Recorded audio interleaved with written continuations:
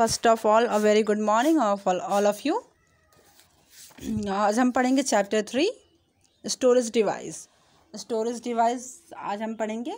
Storage device क्या होता है? स्टोरेज डिवाइस का सिंपली मीनिंग है कि जो चीज़ स्टोर करके रखी जाती है उसे हम स्टोरेज डिवाइस कहते हैं। जिस डिवाइस में चीज़ें स्टोर करके रखी जाती हैं उसे हम स्टोरेज डिवाइस कहते हैं।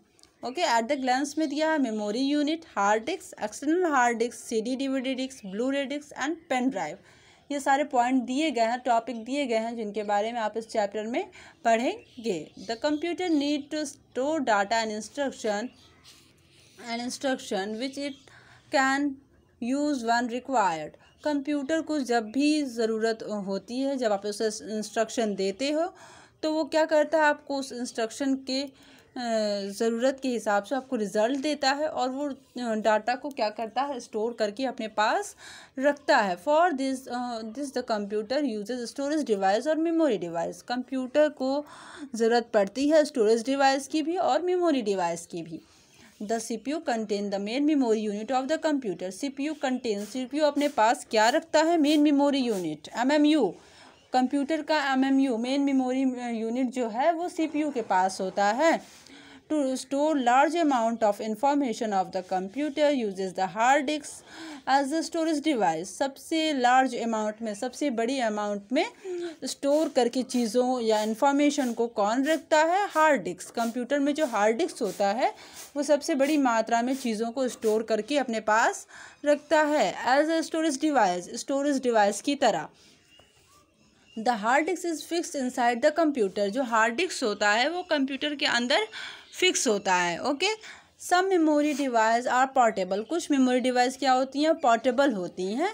They can be use to carry data from one place to another. जिन्हें हम आसानी से एक जगह से दूसरी जगह तक कैरी कर सकते हैं, अपने साथ ले जा सकते हैं। The pen drive, compact disk यानी CD एंड डिजिटल वीडियो डिस्क जिसका शॉर्ट फॉर्म है DVD are example of the portable storage device. ये क्या है? एग्जाम्पल हैं पोर्टेबल स्टोरेज डिवाइस के, जिन्हें हम एक जगह से दूसरी जगह बहुत ही ईजिली ले जा सकते हैं अपने साथ।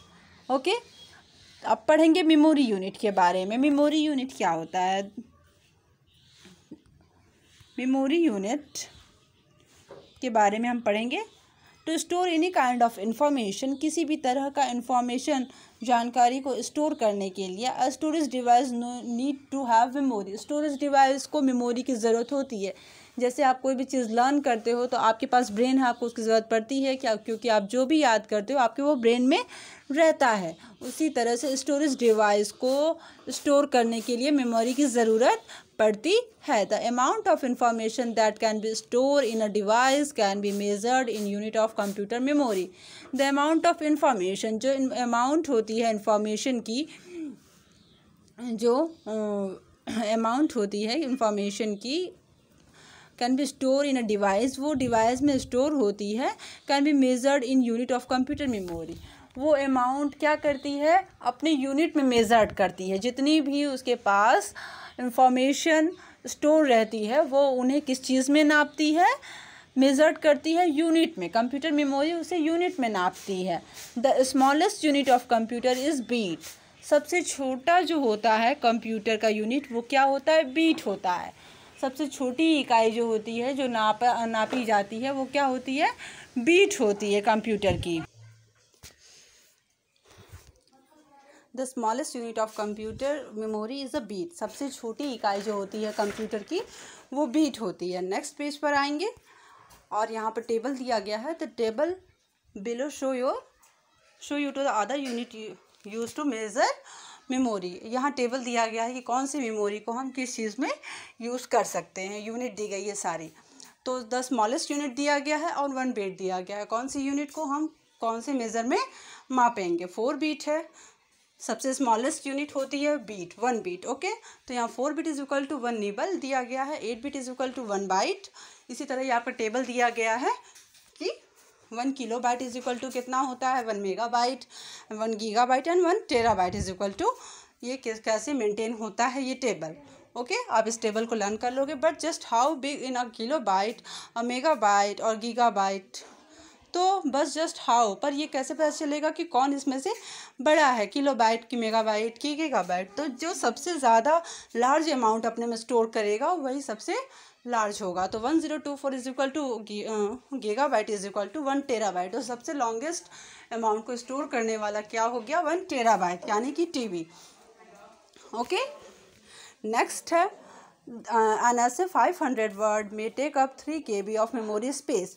एक essay 500 वर्ड को रखने में, टेक करने में अप टू 3 KB से लेकर के मेमोरी स्पेस लगता है। 3 KB मेमोरी स्पेस आपका लगता है। ए 2 आवर मूवी, एक 2 घंटे की मूवी में on other hand take up between 500 MB to 700 MB storage space. ये 2 घंटे की मूवी को रखने में आपको कितना स्पेस लगता है, 500 MB से लेकर के 700 तक के MB को अमाउंट आपका स्टोरेज डिवाइस लेता है। 700 तक की MB मूवी जो होती है उसे 2 घंटे की मूवी को रखने के लिए स्टोरेज डिवाइस में कितना स्पेस लगता है, 500 MB से लेकर के 700 MB तक उसमें लगता है। Let us now discuss some storage device of computer. अब हम कुछ स्टोरेज डिवाइस कंप्यूटर को हम क्या करेंगे, जानेंगे कि कुछ स्टोरेज डिवाइस कंप्यूटर के कौन कौन से होते हैं। फर्स्ट होता है हार्ड डिस्क। क्या होता है, hard disk. The hard disc is fix inside the hard disk drive of the CPU box. ये हार्ड डिस्क जो है वो CPU बॉक्स के अंदर फिक्स्ड रहता है। कहाँ रहता है, CPU बॉक्स के अंदर आपका ये हार्ड डिस्क फिक्स्ड रहता है। We can store a huge amount of information on the hard disk. ये बहुत ही बड़े अमाउंट में जो है आपको स्टोरेज कैपेसिटी इसकी होती है। ये बहुत ही बड़े अमाउंट पर आपकी चीज़ों को स्टोर करके रखता है, अपने पास इकट्ठा करके इंफॉर्मेशन को रखता है एक बहुत ही बड़े अमाउंट में, एक बहुत ही बड़े मात्रा में। एक्सटर्नल हार्ड डिस्क क्या है, external hard disc can be carried around and have huge storage capacity. External hard disc जो होता है वो कैरिड अराउंड, आप उसे अपने पास साथ ले जा सकते हो, एंड इसके पास भी बहुत ही हाई कैपेसिटी होती है जो चीज़ों को स्टोर करके रखती है। इसका फिगर आपको यहाँ शो किया गया है। ओके, एंड नेक्स्ट पेज पर आएंगे CD and DVD। CD and DVD आप लोगों ने देखा होगा कि CD एंड DVD कैसी दिखती है और क्या होती है, ठीक है, किस लिए इसका यूज़ किया जाता है। CD और DVD कैन स्टोर इंफॉर्मेशन को स्टोर करके रखने के लिए इसका यूज़ हम करते हैं, सच एज अ डॉक्यूमेंट, जैसे कि कोई डॉक्यूमेंट स्टोर करने के लिए, एंड इमेज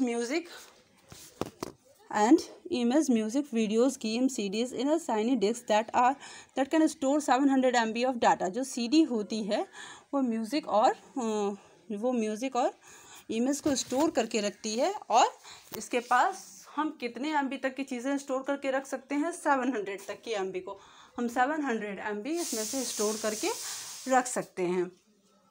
700 MB तक की जो डाटा होती है वो हम इसमें इकट्ठा स्टोर करके इंफॉर्मेशन को रखते हैं।